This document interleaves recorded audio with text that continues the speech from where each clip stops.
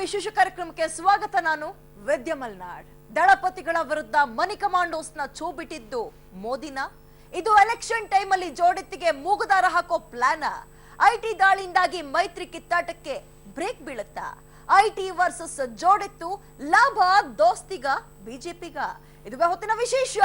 IT ಬೇಟೆ ಹಿಂದೆ ಮೋದಿ. ಚುನಾವಣೆ ಹೊಸ್ತಿಲಲ್ಲೇ ಕರ್ನಾಟಕದಲ್ಲಿ ನಡೆದಿರೋ ಐಟಿ ದಾಳಿ ಈಗ ಸಂಚಲನ ಸೃಷ್ಟಿ ಮಾಡಿದೆ. ಮುಖ್ಯವಾಗಿ ಜೆಡಿಎಸ್ ನಾಯಕರನ್ನೇ ಟಾರ್ಗೆಟ್ ಮಾಡಿ ಐಟಿ ಅಧಿಕಾರಿಗಳು ದಾಳಿ ನಡೆಸಿದ್ದಾರೆ.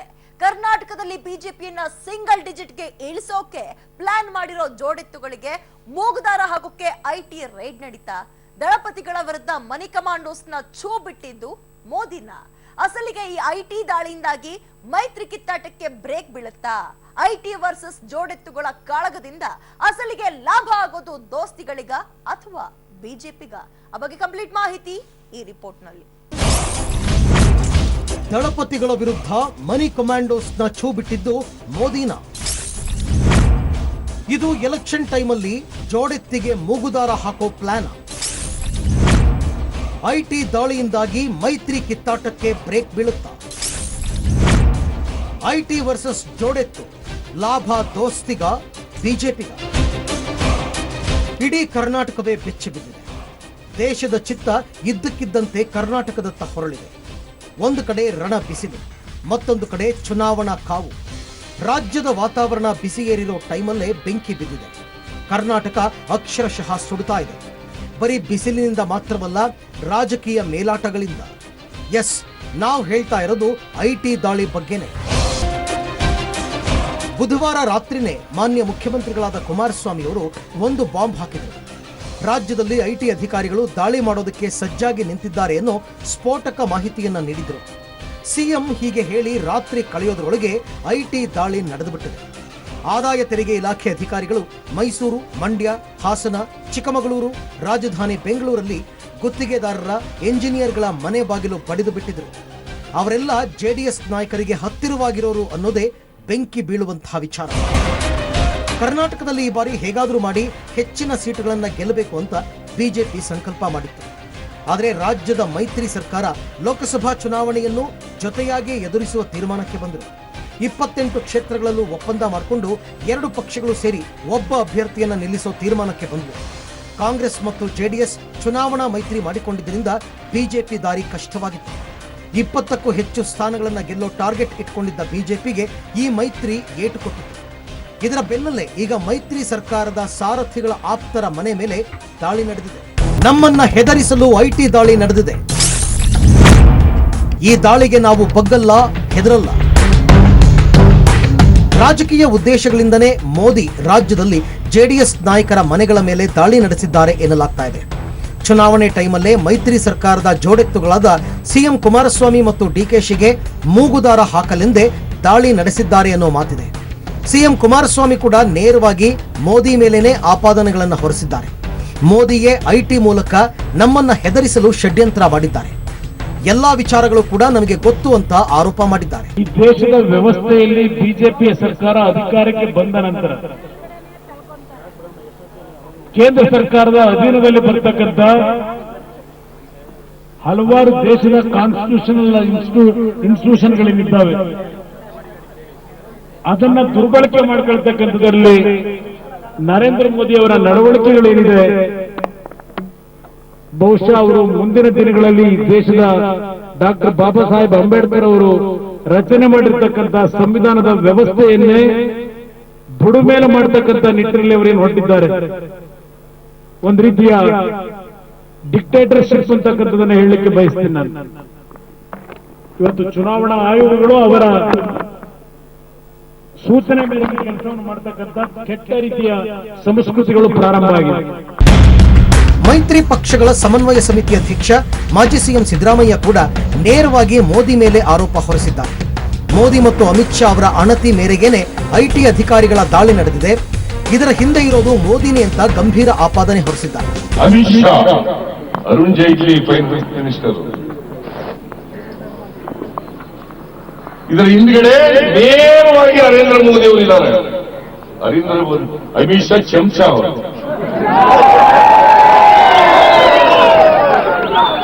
ಯಾವ ವ್ಯಕ್ತಿತ್ವನೇ ಇಲ್ಲ ಅವ್ರಿಗೆ.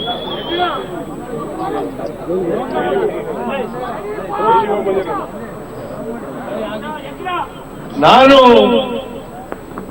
ನರೇಂದ್ರ ಮೋದಿ ಅವರು ಹೇಳ್ತೇನೆ, ನರೇಂದ್ರ ಮೋದಿ ಅವರೇ, ಇದು ನಿಮಗೆ ಅಧಿಕಾರ ಶಾಶ್ವತ ಅಲ್ಲ. ಇದು ಪ್ರಜಾಪ್ರಭುತ್ವ ವ್ಯವಸ್ಥೆಯಲ್ಲಿ ಮುಕ್ತವಾದಂತಹ ವಾತಾವರಣ ಇರಬೇಕು. ಚುನಾವಣೆಯಲ್ಲಿ ಗೆಲ್ಲದು ಸೋಲದು ಇದ್ದೇ ಇರ್ತದೆ.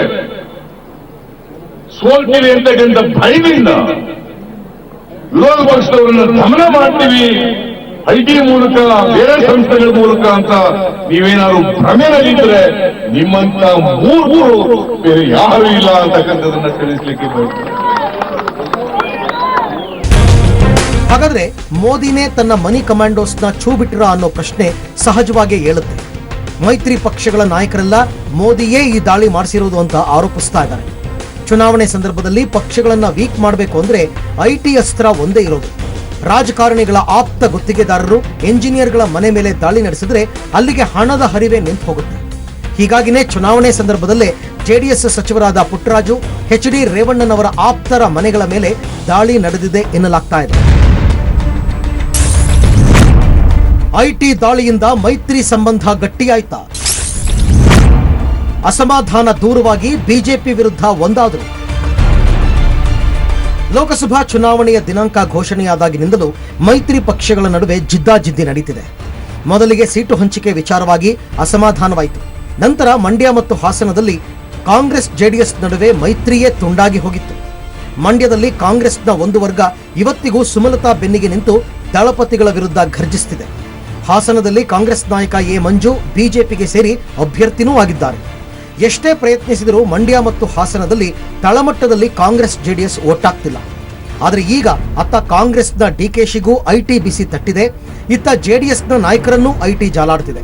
ಹೀಗಾಗಿ ಬಿರುಕು ಬಿಟ್ಟಿದ್ದ ಮೈತ್ರಿ ಪಕ್ಷಗಳ ನಡುವಿನ ಸಂಬಂಧ ಐಟಿ ದಾಳಿಯಿಂದಾಗಿ ಗಟ್ಟಿಯಾಗ್ತಿದೆ.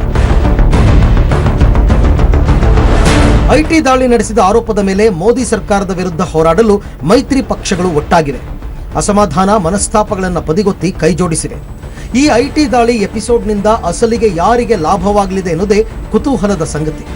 ಐಟಿ ದಾಳಿಯ ಹೊಣೆಯನ್ನ ಬಿಜೆಪಿ ಮೇಲೆ ಹೊರಿಸುತ್ತಿರುವ ಮೈತ್ರಿ ಪಕ್ಷಗಳು ಇದೇ ಸಿಂಪತಿ ಇಟ್ಕೊಂಡು ವೋಟ್ ಪಡಿತಾರಾ, ಅಥವಾ ಐಟಿ ವ್ಯೂಹದಲ್ಲಿ ಸಿಲುಕಿದ್ರಿಂದ ಮೈತ್ರಿ ಪಕ್ಷಗಳು ಚುನಾವಣೆಗೆ ಹೆಚ್ಚು ಹಣ ಖರ್ಚು ಮಾಡಲಾಗದ ಪರಿಸ್ಥಿತಿ ಬಂದು ಇದು ಬಿಜೆಪಿಗೆ ವರದಾನವಾಗುತ್ತಾ ಗೊತ್ತಿಲ್ಲ.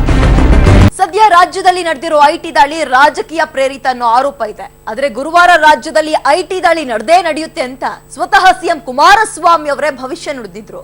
ಹಾಗಾದ್ರೆ ಕುಮಾರಸ್ವಾಮಿ ಅವರಿಗೆ ಈ ಐಟಿ ದಾಳಿ ಬಗ್ಗೆ ಮೊದಲೇ ಸುಳಿವು ಸಿಕ್ಕಿದ್ ಹೇಗೆ? ಐಟಿ ಇಲಾಖೆಗೆ ಎಲ್ಲಿ ದಾಳಿ ನಡೆಸಬೇಕು ಅಂತ ಪಟ್ಟಿ ಕೊಟ್ಟವ್ರು ಯಾರು? ಆ ಬಗ್ಗೆ complete report have a look. IT ಇಲಾಖೆಗೆ ಮಾಹಿತಿ ನೀಡಿದ್ಯಾರು? ಯಾವ ಇಲಾಖೆಗಳಿಗೆ ಹೆಚ್ಚು ಹಣ ಬಿಡುಗಡೆಯಾಗಿತ್ತು? ಹಣ ಬಿಡುಗಡೆ ವಿಚಾರ ಐಟಿಗೆ ತಲುಪಿಸಿದ್ದು ಅವರಿಬ್ಬರ? ಕುಮಾರಸ್ವಾಮಿ ಅವರಿಗೆ ಐಟಿ ದಾಳಿಯ ವಿಚಾರ ಹೇಗ್ ಗೊತ್ತಾಯ್ತು ಅನ್ನೋದನ್ನ ಹೇಳೋ ಮೊದಲು ಐಟಿ ಅಧಿಕಾರಿಗಳಿಗೆ ರಾಜ್ಯದಿಂದ ಮಾಹಿತಿ ಹೇಗ್ ಹೋಯ್ತು ಅನ್ನೋದನ್ನ ಹೇಳ್ತೀವಿ ಕೇಳಿ. ಚುನಾವಣಾ ಸಂದರ್ಭದಲ್ಲಿ ಹಣ ಓಡಾಟ ಸ್ವಲ್ಪ ಹೆಚ್ಚೇ ಇರುತ್ತೆ. ಆದ್ರೆ ಕರ್ನಾಟಕದಲ್ಲಿ ಮಂಡ್ಯ, ಹಾಸನ, ಶಿವಮೊಗ್ಗ, ಚಿಕ್ಕಮಗಳೂರು ಭಾಗದ ಇಂಜಿನಿಯರ್ಗಳು ಗುತ್ತಿಗೆದಾರರ ಮೇಲೆಗೆ ಐಟಿ ದಾಳಿ ನಡೆದಿದ್ದು ಹೇಗೆ ಅನ್ನೋದು ಕುತೂಹಲ ಮೂಡಿಸದೇ ಇರೋದು. ಅಸಲಿಗೆ ಇದರ ಹಿಂದೆ ಅವರಿಬ್ಬರು ಇದ್ದಾರಂತೆ. ಅಮಿತ್ ಶಾಗೆ ಆ ಇಬ್ಬರು ಎಲ್ಲಿ ಐಟಿ ದಾಳಿಯನ್ನ ನಡೆಸಬಹುದು ಅನ್ನೋದರ ಲಿಸ್ಟ್ ಅನ್ನ ಕಳುಹಿಸಿದ್ರಂತೆ. ಆ ಲಿಸ್ಟ್ ಐಟಿ ಇಲಾಖೆಗೆ ತಲುಪಿ ಇವತ್ತು ದಾಳಿಯಾಗಿದೆ ಎನ್ನಲಾಗ್ತಿದೆ. ಹಾಸನ, ಶಿವಮೊಗ್ಗ, ಚಿಕ್ಕಮಗಳೂರಿನ ಗುತ್ತಿಗೆದಾರರು ಇಂಜಿನಿಯರ್ಗಳ ಲಿಸ್ಟ್ ಅನ್ನ ತಯಾರಿಸಿ ಅಮಿತ್ ಶಾಗೆ ರವಾನಿಸಿದ್ರಂತೆ. ಚುನಾವಣೆ ಘೋಷಣೆಗೂ ಮೊದಲು ಪಿಡಬ್ಲ್ಯೂಡಿ ಇಲಾಖೆಯಿಂದ ಕೋಟ್ಯಾಂತರ ರೂಪಾಯಿ ಬಿಡುಗಡೆಯಾಗಿತ್ತಂತೆ. ಈ ಮಾಹಿತಿಯನ್ನ ಆಧರಿಸಿ ಶಾಸಕರಾದ ಸಿಟಿ ರವಿ ಮತ್ತು ಪ್ರೀತಂ ಗೌಡ ಹಣದ ಹರಿವಿನ ಬಗ್ಗೆ ಲಿಸ್ಟ್ ಮಾಡಿ ಕೇಂದ್ರಕ್ಕೆ ಕಳುಹಿಸಿದ್ರಂತೆ. ಇದರ ಆಧಾರದಲ್ಲೇ ಐಟಿ ರೇಡ್ ನಡೆಸಲಾಗಿದೆ ಅನ್ನೋ ಮಾತಿದೆ. ಇದಕ್ಕೆ ಪುಷ್ಟಿ ನೀಡುವಂತೆ ಕುಮಾರಸ್ವಾಮಿ ಅವರು ಕೂಡ ಒಂದು ಮಾತನ್ನ ಹೇಳಿದ್ದಾರೆ. ಇದೆಲ್ಲ ಯಾರು ಮಾಡಿದ್ದು ನನಗೆ ಗೊತ್ತಿದೆ ಅಂತ ಹೇಳೋ ಮೂಲಕ ಬಿಜೆಪಿ ಶಾಸಕರಿಬ್ಬರು ಲಿಸ್ಟ್ ತಯಾರಿಸಿ ಅಮಿತ್ ಶಾಗೆ ರವಾನಿಸಿರಬಹುದು ಅನ್ನೋ ಅನುಮಾನಕ್ಕೆ ಪುಷ್ಟಿ ಕೊಟ್ಟಿದ್ದಾರೆ. ಲಿಸ್ಟ್ ಅಮಿತ್ ಶಾ ಯಾರು ಕಳಿಸೋರು, ಅಮಿತ್ ಶಾ ಅಲ್ಲಿಂದ ಇವ್ರಿಗೆ ಹೆಂಗ್ ರವಾನೆ ಮಾಡಿದ್ರು, ಇದೆಲ್ಲ ನನ್ನ ಹತ್ರ ಮಾಹಿತಿಗಳಿದೆ. ಅಮಿತ್ ಶಾ ಯಾರು ಕಳಿಸೋರು, ಅಮಿತ್ ಶಾ ಅಲ್ಲಿಂದ ಇವ್ರಿಗೆ ಹೆಂಗ್ ರವಾನೆ ಮಾಡಿದ್ರು, ಇದೆಲ್ಲ ನನ್ನ ಹತ್ರ ಮಾಹಿತಿಗಳಿದೆ. ತಲೆ ಕೆಡಿಸ್ಕೊಂಡಿರಿ ಬನ್ನಿ.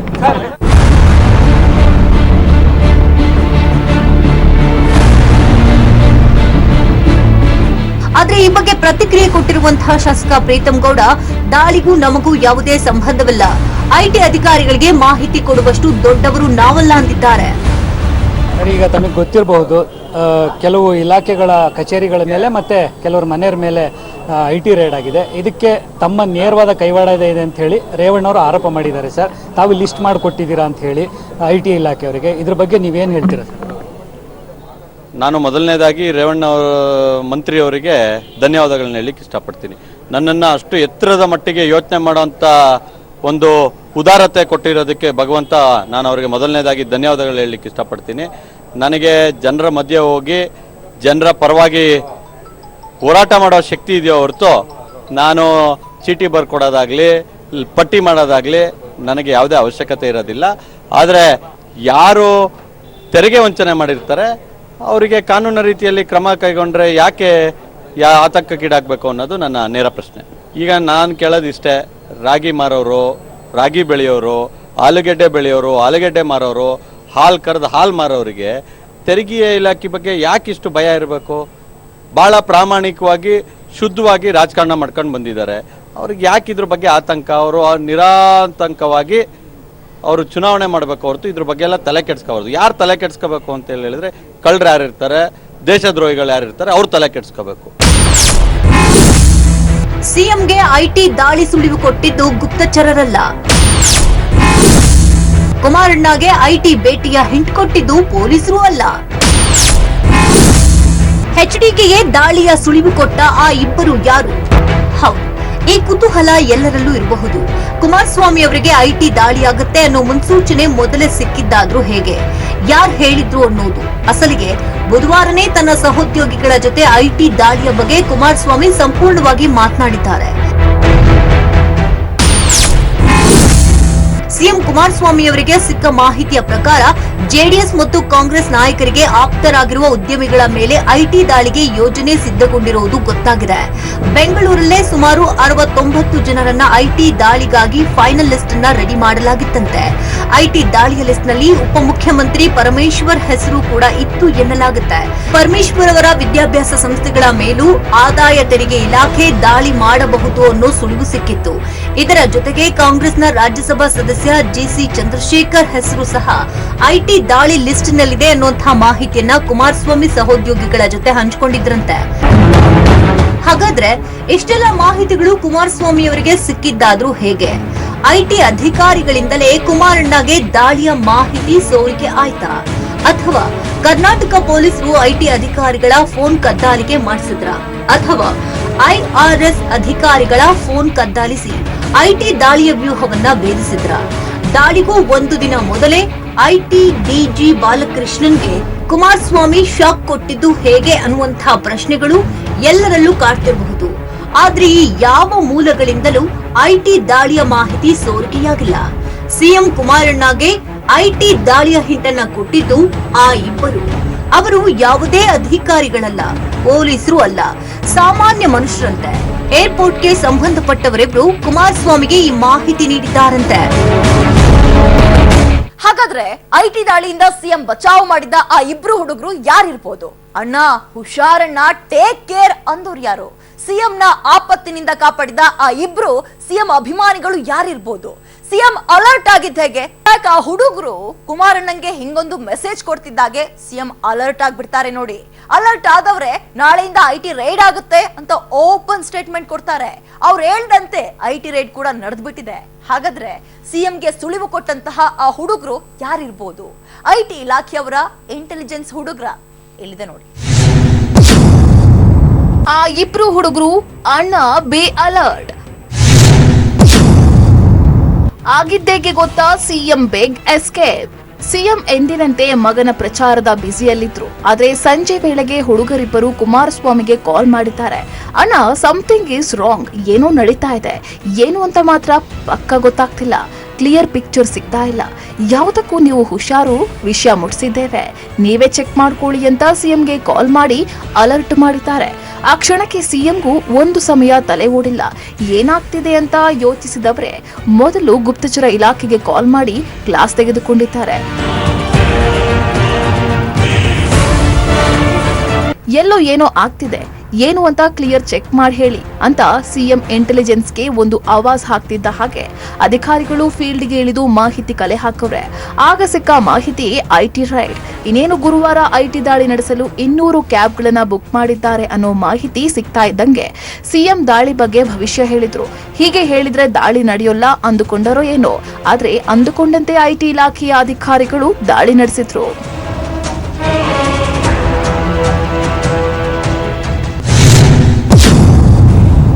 ಸಿಎಂಗೆ ಐಟಿ ದಾಳಿ ಬಗ್ಗೆ ಕ್ಲೂ ಕೊಟ್ಟೋರು ಯಾರು? ಸಿಎಂಗೆ ಕಾಲ್ ಮಾಡಿ ವಿಷಯ ಮುಟ್ಟಿಸಿದ ಹುಡುಗರು ಯಾರು? ಸರಿಯಾಗಿ ಎಲ್ರಿಗೂ ಆ ಹುಡುಗರ ಬಗ್ಗೆಯೇ ಕುತೂಹಲ ಮೂಡಿದೆ. ಯಾರಪ್ಪ ಅವರು ಸಿಎಂಗೆ ವಿಷಯ ಮುಟ್ಟಿಸಿದವರು ಅಂತ ಎಲ್ಲರೂ ಯೋಚಿಸೋಕೆ ಶುರುವಾಗಿದ್ದಾರೆ. ಇನ್ನು ಕೆಲವರಂತೂ ಐಟಿ ಆಫೀಸ್ನಲ್ಲೇ ಯಾರೋ ಇರಬೇಕು ಅಂದ್ರೆ ಮತ್ತೆ ಕೆಲವರು ಇಂಟೆಲಿಜೆನ್ಸ್ ಹುಡುಗರೇ ಹೇಳಿರ್ಬೇಕು ಅಂತಿದ್ದಾರೆ. ಬಟ್ ನೋ ವೇ, ಚಾನ್ಸೇ ಇಲ್ಲ. ಹಾಗೆ ಹೇಳಿದವರು ಯಾವುದೋ ಇಲಾಖೆಯ ಹುಡುಗರು ಅಲ್ವೇ ಅಲ್ಲ. ಹಾಗೆ ಹೇಳಿದವರು ಏರ್ಪೋರ್ಟ್ನ ಹುಡುಗರು. ಕೇಳೋಕೆ ಅಚ್ಚರಿ ಅನಿಸಿದ್ರು ನಿಜ. ಆದ್ರೆ ಇದರಿಂದ ಕುಮಾರಸ್ವಾಮಿ ತಮ್ಮ ಹುಡುಗರನ್ನ ಎಲ್ಲೆಲ್ಲೆಲ್ಲ ಇಟ್ಟಿದ್ದಾರೆ ಅನ್ನೋದು ಮಾತ್ರ ಗೊತ್ತಾಗುತ್ತೆ ನೋಡಿ. ಏರ್ಪೋರ್ಟ್ ಹುಡುಗರು ಸಿಎಂಗೆ ಕಾಲ್ ಮಾಡಿ ವಿಷಯ ತಿಳಿಸ್ತಾರೆ ಅಂದ್ರೆ ಅದು ಅಷ್ಟು ನೆಗ್ಲೆಕ್ಟ್ ಮಾಡೋ ವಿಷಯನೂ ಅಲ್ಲ. ಆದ್ರೆ ಸಿಎಂಗೆ ಐಟಿ ದಾಳಿ ಬಗ್ಗೆ ಸೂಚನೆ ಕೊಟ್ಟಿದ್ದು ಮಾತ್ರ ಪಕ್ಕ ಏರ್ಪೋರ್ಟ್ ಹುಡುಗರೇ ನೋಡಿ.